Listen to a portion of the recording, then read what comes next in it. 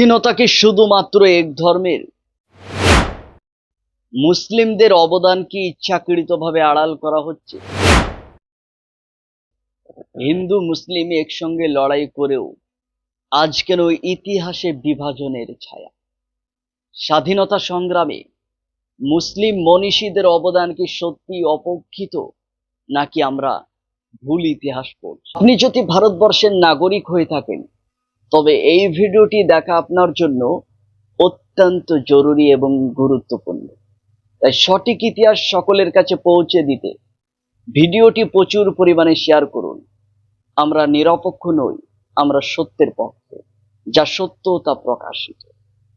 ভারতের স্বাধীনতা একক ধর্ম বা গোষ্ঠীর ত্যাগে অর্জিত হয়নি।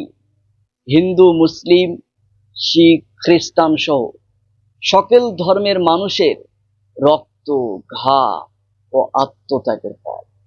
বিশেষ করে মুসলিম সম্প্রদায়ের স্বাধীনতা সংগ্রামীদের অবদান অত্যন্ত গুরুত্বপূর্ণ হলেও তা অনেক সময় যথাযথ আলোচনা হয় না। স্বাধীনতা সংগ্রামীদের অবদান: মাওলানা আবুল কালাম আজাদ স্বাধীন ভারতের প্রথম শিক্ষামন্ত্রী, কংগ্রেসের শীর্ষ নেতা এবং ব্রিটিশ বিরোধী আন্দোলনের অন্যতম প্রধান কণ্ঠস্বর। আশফাক উল্লাহ খান কাকুরে ট্রেন আন্দোলনের বীর শহীদ, যিনি হাসতে হাসতে ফাঁসির মঞ্চে গিয়েছিলেন।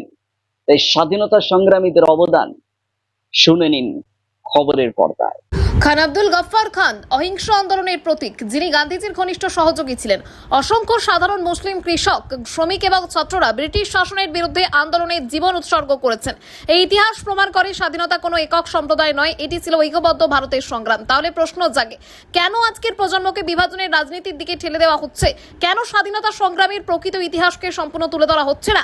স্বাধীনতার দিবসের প্রকৃত অর্থ তখনই পূর্ণ হবে যখন আমরা সকল শহীদ এবং সংগ্রামীদের সম্মান জানাবো এবং তাদের প্রতি ঐক্য, সম্প্রীতি এবং ভ্রাতৃত্বের পথ অনুসরণ করব। ধর্ম নয়, দেশই হোক প্রথম পরিচয়, এই বার্তাই ছিল স্বাধীনতা সংগ্রামীদের।